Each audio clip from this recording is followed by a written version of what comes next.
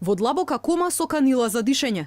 Родилка од Скопје наместо на Карил заврши на геријатрија. 37-годишната Анета Симоновска минатиот месец се породила на скопска гинекологија.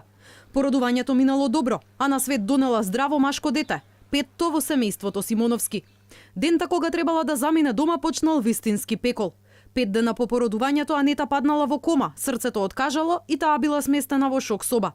Сопругот во неверување се сомнева дека се работи за лекарска грешка, оти како што вели сопругата била здрава кога заминала на породување.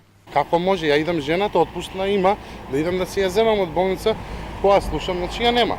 И ете се, после 20 и нешто дена, значи во кома 24 дена од болница, они фактички се откажуваат и ја донесуваат тука во гедијатрија. Без ваша согласност? Без наша согласност. Од вчера Симоновски денот го минува пред геронтолошкиот завод во населбата Ѓорче Петров. Вели тука нема услови за згрижување на вакви пациенти. Со солзи во очите прашува дали државата веќе се откажала од неговата сопруга, оти како што вели ова е последната станица. Дополнителен проблем му се финансиите. Не работи, а веќе му побарале да плати за негата во домот за стари лица. 16.000 месечно, а јас не сум ни вработен, а моментално ни социјално не примам. Јас не знам како ќе им платам на луѓето. На што личи ова? Ја вчера кога видов каде ја носат мојата сна, од такви апарати, такви апартмани што има во државна болница и во геријатрија за стари луѓе, значи ова е последната дестинација.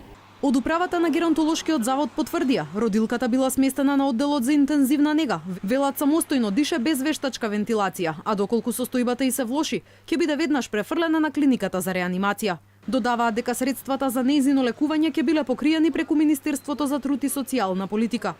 Случајот со родилката го потврдија и на клиниката за гинекологија.